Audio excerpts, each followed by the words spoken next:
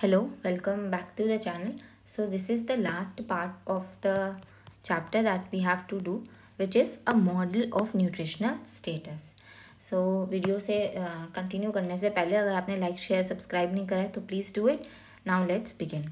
मैं आपको ये हैंड रिटन नोट से पढ़ाऊँगी बिकॉज यहाँ पे आपको कंसेप्चुअल क्लैरिटी तभी आएगी. बट मुझे एक बार आपको ओवरव्यू देना है इस पूरे पार्ट का, न्यूट्रिशनल मॉडल स्टेटस मॉडल का, जो एग्जाम में क्वेश्चन आता है. So I have made this a bit of a summary. Nutritional status देखो हम अफेक्ट करती है हमारी वर्क कैपेसिटी को. This is the premise of the topic कि न्यूट्रिशनल स्टेटस हमारी वर्क कैपेसिटी को अफेक्ट करती है. अगर आपका न्यूट्रिशनल स्टेटस होगा आपकी वर्क कैपेसिटी ज़्यादा होगी. न्यूट्रिशनल स्टेटस पुअर होगा आपकी वर्क कैपेसिटी कम होगी. A worker's ability to perform physical tasks depend not only on the current food intake but also on the past nutrition. Nutritional status is treated as a form of investment. Better nourished workers are more productive over time. This was the premise I wanted you to read. Now अब हम लोग हमारे चलते हैं main notes में, and last में हम लोग रिवाइज करने के लिए ये वाले नोट्स पे आएंगे. सो देखो, आपकी जो न्यूट्रिशनल स्टेटस है आज की कंजम्पशन पे भी डिपेंडेंट है, और आप पहले कैसे कंज्यूम करते थे वैसे भी डिपेंडेंट होती है. जस्ट एक छोटा सा एग्जांपल, अगर आपकी पहले डाइट पुअर थी इन न्यूट्रिएंट्स तो आज आपकी बॉडी वीक होगी, या आपका जो बॉडी मास होगा वो कम होगा, मतलब कि आज आप माल नरिश्ड होगे. बट अगर आप पहले से ही वेल फेड होकर आ रहे हो तो प्रेजेंटली अगर मैं आपको अभी देखूंगी आप माल नरिश्ड नहीं होगे. ओके, एंड करंट कंजम्पशन पर भी डिपेंड करता है. फॉर एग्जांपल, अगर आज मुझे मैराथन रन करना है तो I need to take nutrients accordingly. तो this was the simple topic. ना हम लोग इधर पहले इक्वेशंस के बारे में देखते हैं, एंड फिर हम लोगों को दो इफेक्ट देखने हैं जो that is the basic crux of this model. तो एग्ज़ाम में भी आपको ये दोनों लिखने हैं इक्वेशन, एंड देन आपको ये दोनों इफेक्ट्स लिखने हैं जो हम ये इक्वेशन को समझ के पढ़ेंगे. सो अब क्या है, ये इस वाले डायग्राम पे मैं लास्ट में आऊँगी. हम लोग एक फंडामेंटल एनर्जी बैलेंस इक्वेशन बनाते हैं. That is xt equals to rt plus qt minus bt. Now xt मेरा इसमें क्या है, xt is my energy intake of an individual at time t. उसने कितनी एनर्जी इंटेक करी. अब देखो, जो उसने एनर्जी इंटेक करी, आई कैन से जो भी मेरी टोटल एनर्जी है उसको मैं दो टाइप में बाइफरकेट कर सकती हूँ. एक तो एनर्जी जो मुझे चाहिए रेस्टिंग मेटाबॉलिक फेज के लिए, and second energy expanded on physical activity. For example, अगर मैं स्लीप भी कर रही हूँ, सो भी रही हूँ, मुझे तब भी कुछ अमाउंट ऑफ आर चाहिए, कुछ अमाउंट ऑफ एनर्जी चाहिए, जिसको यहाँ पे हम बोलते हैं R T. And Q T मेरा हो गया कुछ other than resting metabolism phase से ऊपर उठकर जो मुझे काम करने के लिए न्यूट्रिएंट्स चाहिए, वो मेरा क्यू टी हो गया. एंड जो भी मेरी बॉडी में एनर्जी स्टोर होगी वो रिलीज भी तो होगी ना मेरी बॉडी से जब मैं काम करूँगी, तो वो हम लोग बोलते हैं बीटी.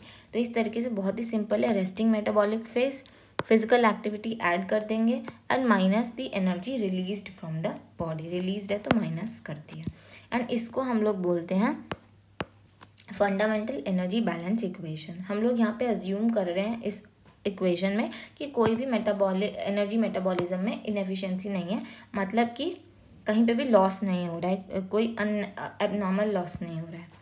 नाउ एक डेफिनेशन आपको समझनी होगी, दैट इज़ न्यूट्रिशनल स्टेटस, जो हम बारी बारी ऊपर से पढ़कर आ रहे हैं. न्यूट्रिशनल स्टेटस क्या होता है, एक इंडिविजुअल का physical health, state of physical health at any given date. Simple. So let's suppose, अब न्यूट्रिशनल स्टेटस का एक बहुत अच्छा इकोनॉमिक इंडिकेटर, बहुत अच्छा भी नहीं मैं बोलूँ, पर एक थोड़ा काइंड ऑफ एक इकोनॉमिक इंडिकेटर मेरा क्या हो सकता है, बॉडी मास. हम लोग ऐसे काइंड ऑफ बीएमआई वगैरह हम देखते हैं. बीएमआई वगैरह से we can find out malnourishment, over nourishment, and whether I am under और ओवर नरिश. बॉडी मास से हम लोग को पता लगेगा. लेट्स सपोज कि मेरा nutritional status is represented by my body mass which is m। सो यहाँ पे आपको ये सारे xt, rt, qt, bt ये वेरिएबल्स क्लियर होने चाहिए, m आपका बॉडी मास का वेरिएबल क्लियर होना चाहिए।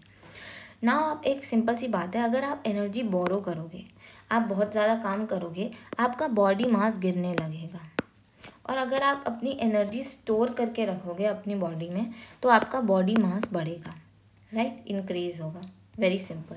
सो for a given body mass एमटी, अगर हायर बीटी है, अगर आप एनर्जी ज़्यादा जो आपकी स्टोर्ड एनर्जी थी उसको आप रिलीज़ करते जाओगे, जितना ज़्यादा रिलीज़ करोगे उस एनर्जी को, जितनी ज़्यादा स्टोर्ड एनर्जी को रिलीज़ करोगे, आपका जो फ्यूचर का देखो टाइम t+1 में जो बॉडी मास होगा वो कम हो जाएगा। मतलब आप करंट सिनारियो को देखो, करंट से हम लोग देख रहे हैं फ्यूचर का। सिंपल, ये एकदम कॉमन सेंस की बात यहाँ पे है, आपको बिल्कुल भी टफ नहीं लगेगा। This is all common sense, right. Given आज मेरा बॉडी मास है, अगर मैं ज़्यादा एनर्जी रिलीज करता हूँ, मतलब ज़्यादा काम कर रहा हूँ, स्ट्रेनियस काम कर रहा हूँ, मेरा फ्यूचर में बॉडी मास कम होगा। नाउ अब एक चीज़ है, इन दोनों इक्वेशन को हम लोग देखकर यहाँ पे एक ट्रेड ऑफ नज़र में आता है। फर्स्ट एक सिंपल सी चीज़ है, आप देखो, एम्प्लॉयर मुझे वेज पे करता है, राइट, एंड दैट वेज जो है मेरा डिटरमाइन करेगा कि मैं कितनी एनर्जी इनटेक कर पा रहा हूँ, राइट, ये मेरे को डिटरमाइन करेगा। पहली बात तो ये, प्लस एम्प्लॉयर वो वेज किस लिए पे कर रहा है कि मैं उसका काम करके दे रहा हूँ, राइट, मैं उसका काम करके दे रहा हूँ। अगर वो एम्प्लॉयर मुझसे ज़्यादा काम कराएगा तो आपको लगता नहीं है मेरी ये वाले पार्ट पे भी इफ़ेक्ट आएगा, क्यू एंड बी पे इफ़ेक्ट आएगा कि नहीं आएगा? अगर ज़्यादा काम करूँगी, ज़्यादा काम करा, इसके कारण से मेरा क्या हुआ, एनर्जी जो मेरी स्टोर थी बॉडी में वो ज़्यादा रिलीज़ होगी। ज़्यादा रिलीज़ होने के बाद जो अभी हमने इक्वेशन 2 में पढ़ के आए हैं रिलेशनशिप, मतलब कि फ्यूचर में मेरा बॉडी मास कम होने लगेगा। अगर बॉडी मास कम होता है मतलब कि यहाँ पे kind of you can say I can become, मैंने बोला नहीं मैं अंडर नरिश्ड हूँ, I can become under nourished. तो यहाँ पे एक बार छोटा सा रिपीट, तो यहाँ पे यही ट्रेड ऑफ है कि मतलब वेजिस देने से मेरा न्यूट्रिशनल इनटेक बढ़ भी रहा है, पर ये वेजिस से क्योंकि ये काम करा रहे हैं, कितना काम करा रहा है, उसके कारण से मेरा जो न्यूट्रिशनल स्टेटस है वो कम भी हो रहा है। तो यहाँ पे that is why we are saying that it is a trade off. Now आपको आपके लिए दो इफ़ेक्ट्स पता होने चाहिए। First is a resting metabolism effect and second is a capacity effect. जो मेरा आर है ना, resting metabolism effect is positively related to M. इसका मतलब क्या है, थोड़ा सा टेक्निकल लगेगा। आर मैंने क्या बोला, R is nothing but my resting metabolism rate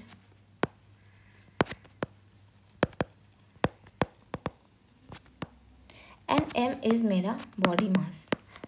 तो हम बोल रहे हैं अगर आपका बॉडी मास कम होगा ना तो आपका रेस्टिंग मेटाबॉलिज्म रेट भी कम होगा। मतलब कि अगर आपका बॉडी मास कम है ना तो आपको एनर्जी कम चाहिए to perform your resting metabolism वाली एक्टिविटीज़ में कम एनर्जी लगेगी।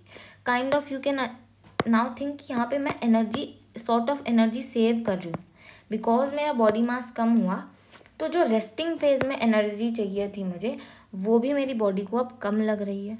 तो मतलब कि यहाँ पे मैं एक तरीके से एनर्जी सेव कर रही हूँ। आई होप आपको ये बात समझ में आ रही होगी क्योंकि ये थोड़ी सी इंट्यूटिव बात है। यहाँ पे लिखिए, आपके अगर दिमाग में अभी भी कॉन्ट्राडिक्शंस चल रहे हैं ना तो प्लीज़ एक बार उसको हटा दो, उन कॉन्ट्राडिक्शंस को, बिकॉज बुक में इसी तरीके से एक्सप्लेन किया गया है। तो ये मत सोचना यार ये बॉडी मास कम हुआ तो हाउ कैन वी से कि रेस्टिंग मेटाबॉलिज्म रेट, वो सब कन्फ्यूजन दूर कर दो। अभी ये इतना समझो, बॉडी मास कम हुआ, मैं आपको बताना चाह रही हूँ कि आपका रेस्टिंग मेटाबॉलिज्म में जितनी एनर्जी चाहिएगी ना यहाँ पे कम हो जाएगी। मतलब कि अगर पहले R1 एनर्जी चाहिए थी, अब आपकी क्या हो गई, अब आपकी एनर्जी नीड हो गई R2 and R2 is less than R1। तो automatically you can C R1 minus R2 कुछ एनर्जी आप सेव कर पा रहे हैं, कुछ एनर्जी आप ये जो जितनी भी एनर्जी है आप कुछ एनर्जी सेव कर पा रहे हो। That is something I want to tell you. अब यहाँ पे यही चीज़ है जो बोलते हैं, because now resting metabolic energy need is lower, body can use this extra energy more efficiently for work. अब यहाँ पे यही कि एनर्जी हमने सेव करी है, तो ये वाली जो एनर्जी सेव हुई है, अब बॉडी उसको क्यू पे यूज़ कर सकती है। तो हम लोगों ने देखा ये क्यू वाली एरिया पे मतलब कि अदर फिजिकल एक्टिविटी पर मेरी बॉडी ये सेव्ड एनर्जी को यूज़ कर सकती है। मैंने ये नहीं बोला कि आपका वर्क आउटपुट बढ़ रहा है, ऐसा आपका बॉडी मास कम होने से मैंने ये नहीं बोला कि आपका वर्क आउटपुट बढ़ रहा है। Please try to understand, I am saying efficiently अब आपकी एनर्जी यूजेज हो रही है, मतलब कि आपकी यहाँ पे रेस्टिंग मेटाबॉलिज्म फेज में आपकी एक एनर्जी एफिशिएंसी आती है बिकॉज एनर्जी सेव हो रही है। बट एक सिंपल सी बात बताओ, अगर आपका बॉडी मास गिरता जाएगा, you are becoming undernourished, no brainers, undernourished लोग ज़्यादा काम नहीं कर पाएंगे, राइट। अगर आपका बॉडी मास कम है, माल नरिशमेंट है, तो आपका वर्क आउटपुट हैम्पर होगा, नो ब्रेनर्स, एज इफ, क्योंकि अगर आपका बॉडी मास ज़्यादा होगा, सिंपल सी बात है, अब आपका बॉडी मास ज़्यादा होगा, आप ग्रेटर फिजिकल हेल्थ में हो, स्ट्रेंथ में हो, तो उससे क्या होगा, individual is able to carry out task that undernourished can not. यहाँ पे आपका वर्क आउटपुट बढ़ रहा है। नाउ यू आर ट्राई, अब आपको समझ में आना चाहिए ये दोनों इफ़ेक्ट्स। तो रेस्टिंग मेटाबॉलिज्म फेज में हम ये नहीं नेसेसरली बोल रहे हैं कि आप काम ज़्यादा कर पा रहे हो, हम बोल रहे हैं आपकी एनर्जी एफिशिएंसी अचीव हो पा रही है। एंड कैपेसिटी इफेक्ट में हम बोल रहे हैं अगर आप बेटर नरिश्ड हो तो you can work more, you can produce more output. This was a simple thing. So अगर मान लो कोई जहाँ पे लो लेवल्स ऑफ वर्क है, जहाँ पे बहुत ज़्यादा स्ट्रेन्यूअस काम नहीं है, बहुत ज़्यादा आपकी बॉडी को बहुत ज़्यादा स्ट्रेन नहीं देना पड़ रहा है, तब उन एरियाज़ पे, उन वर्क लेवल्स पे resting metabolism effect is greater then the capacity effect. और जहाँ पे वर्क लेवल्स बहुत ज़्यादा बढ़ जाते हैं वहाँ पे capacity effect is greater than resting metabolism effect. मतलब कि वहाँ पे you need better nourished people, and better nourishment के लिए you should know that you would need better wages as well ना। अब यहाँ पे क्वेश्चन आता है कि एम्प्लॉयर किसको हायर करेगा, एक अंडर नरिश्ड को या एक वेल फेड इंसान को। यहाँ पे मैंने ए एंड बी लिया है।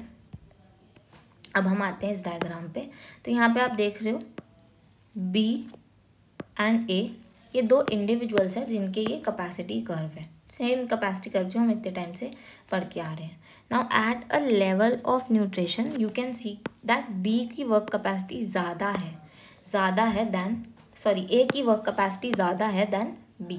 ए की वर्क कैपेसिटी देखो ज़्यादा है देन 20। तो हम बोल सकते हैं कि ए के पास हिस्ट्री ऑफ बेटर न्यूट्रिशन है एंड बी थोड़ा पुअरली नरिश्ड है, may be we can say he is mall nourished. सो यहाँ पे मैं को ऐसे लिख देना चाहिए बी एन ए, ताकि कन्फ्यूजन ना हो।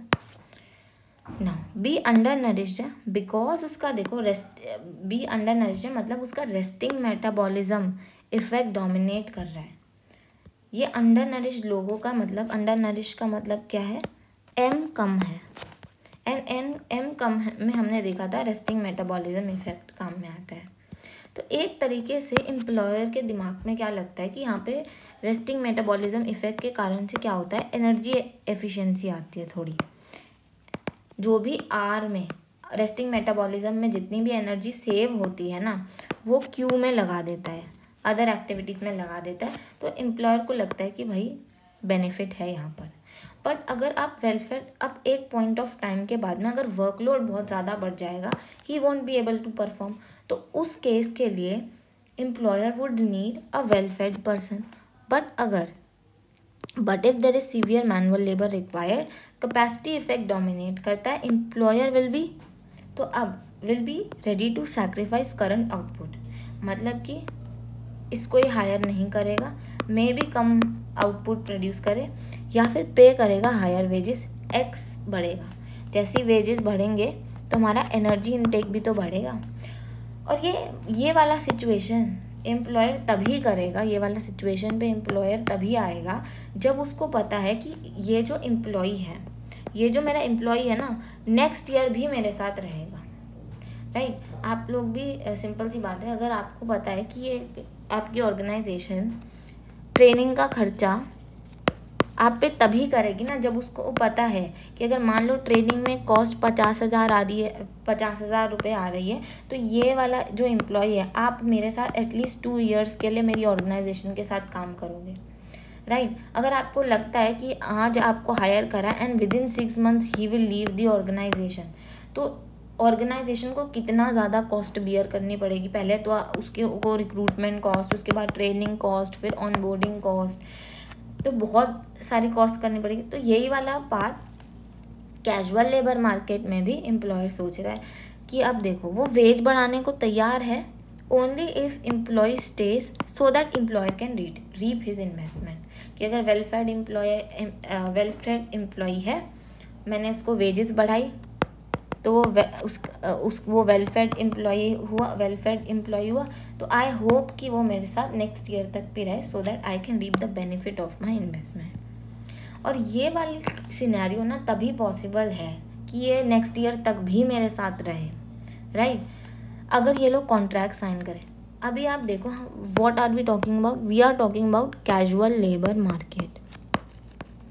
कैजुअल लेबर मार्केट में आप खुद सोचो, ये वाले कॉन्ट्रैक्ट्स जो बाइंड कर देते हैं एम्प्लॉयज़ को to such length to work for such period of time, बहुत ही ज़्यादा डिफ़िकल्ट है लीगली इन्फोर्स करना। बिकॉज कैजुअल लेबर मार्केट का मतलब ही क्या है, कैजुअली आज आया कल चला जाएगा।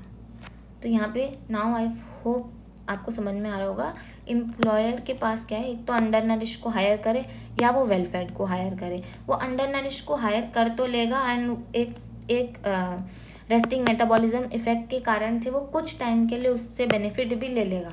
बट अगर उसका काम बहुत ज़्यादा है तो एम्प्लॉयर को एक वेल फेड एम्प्लॉय ही चाहिए, एंड वेल फेड एम्प्लॉय चाहिए उसको वेजेस बढ़ाने पड़ेंगे तभी तो वो वेल फेड रहेगा। अगर आज ये वेल फेड एम्प्लॉय आया, आपने उसके वेजेस गिरा दिए तो वो क्या होगा, वेजेस गिरा दिए, इसकी एनर्जी इनटेक कम हो जाएगा, नेक्स्ट टाइम भाई MT+1 टाइम में उसका बॉडी मास गिर जाएगा, वो माल नरिश्ड बन जाएगा, राइट।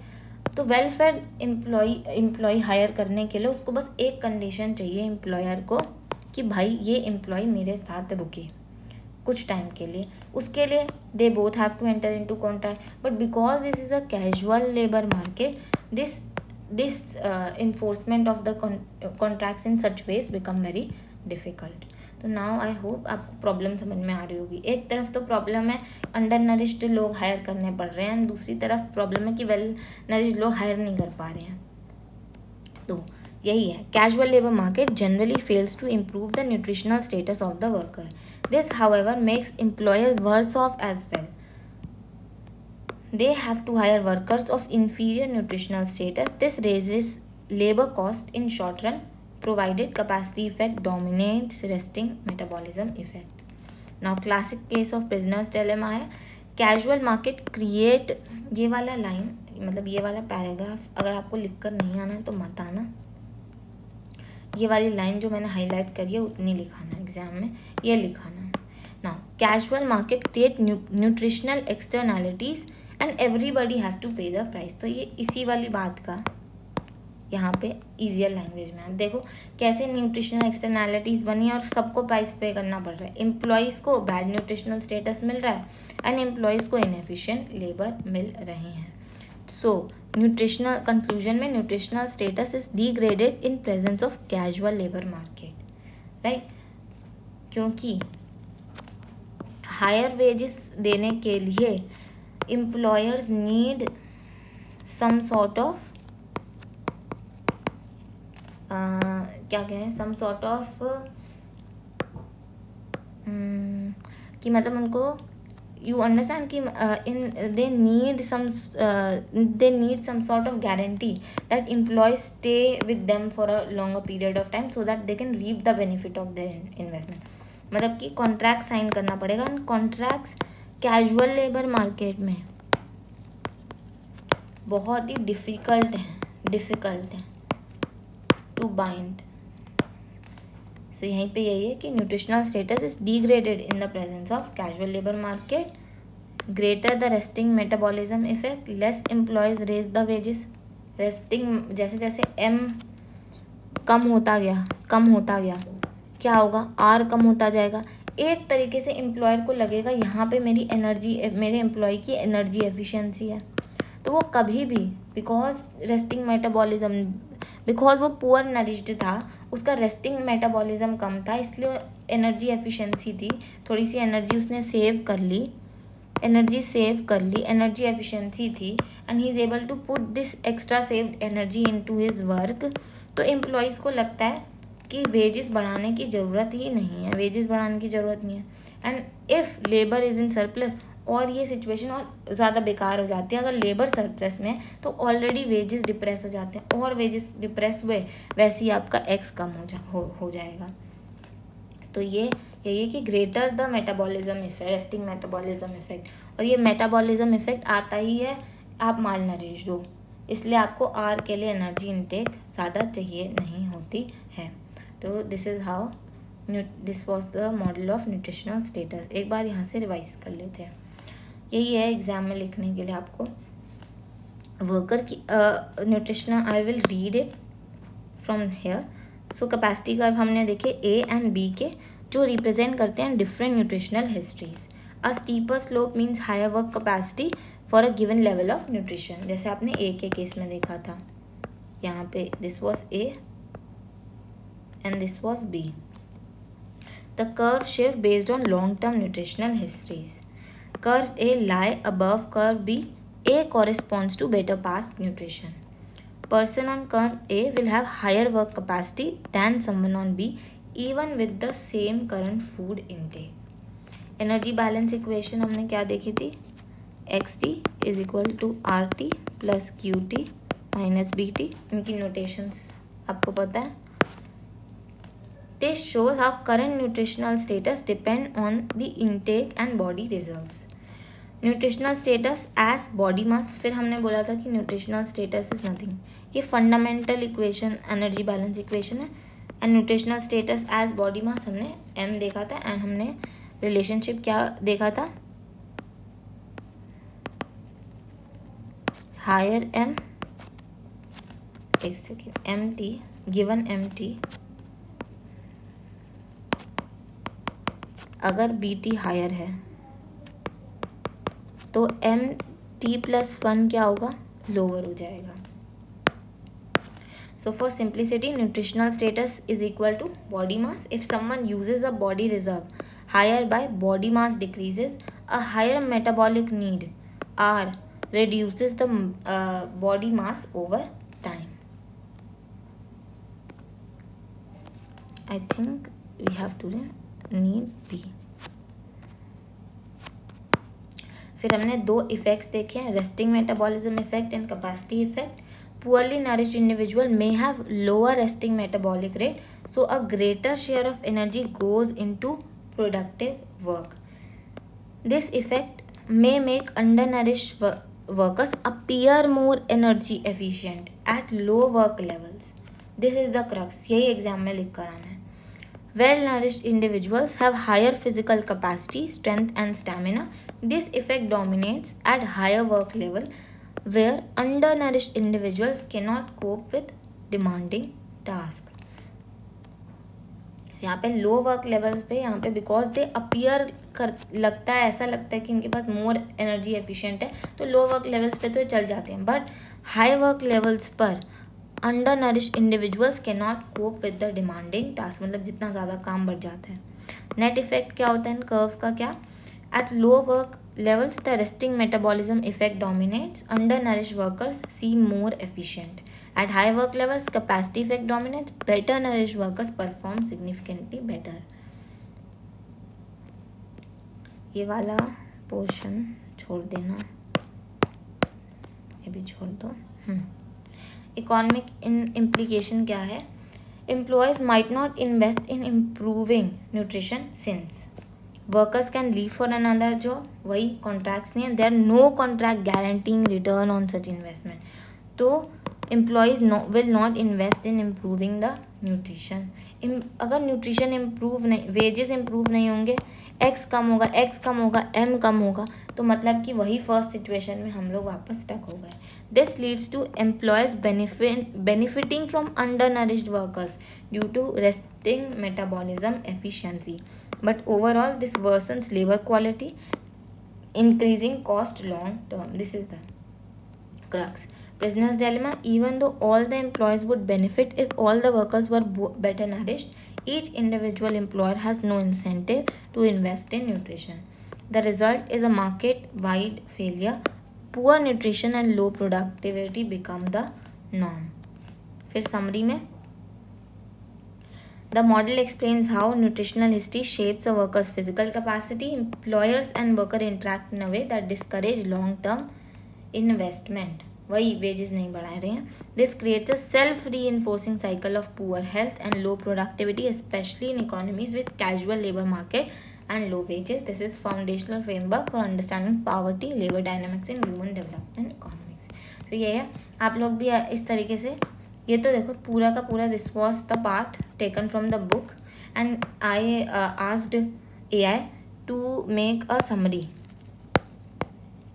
इस समरी बना दिया. अब आपको समझ में आ गया है तो ये वाली समरियाँ आप बहुत अच्छे से एग्ज़ाम में लिख पाओगे एंड ये आप 2-3 बार इस समरी को रीड भी कर लोगे ना तो आपका आंसर, बॉडी वाला पार्ट आपका आंसर बन जाएगा. अब आंसर कैसे लिख कर आना है पेपर में, डेवलपमेंट इकोनॉमिक्स में इंट्रो, बॉडी एंड कंक्लूजन हमेशा ऐसे लिख के आओगे. इंट्रोडक्शन के अंदर में जो भी क्वेश्चन से रिलेटेड है वो करके एंड बॉडी में ये अब आपका मॉडल आएगा. प्लीज़ यहाँ से बस लिखना शुरू मत कर देना ऊपर से. एंड देन कंक्लूजन में लास्ट में यहाँ पे भी मैंने कंक्लूजन दे रखा है.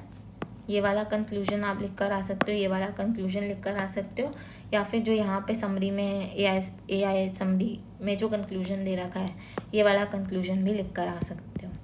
ठीक है, इस तरीके से आंसर लिख कर आओगे. आप लोग अदर टॉपिक्स के लिए भी अपने इस तरीके से समरी नोट्स तैयार कर सकते हो अगर आपको कॉन्सेप्ट आता है तो. एक बार कॉन्सेप्ट समझना ज़रूरी है वरना एग्ज़ाम में समरी याद करते ही सब भूल जाओगे. So I provide you the notes. All the best and hope you give your exams with full zest. Bye.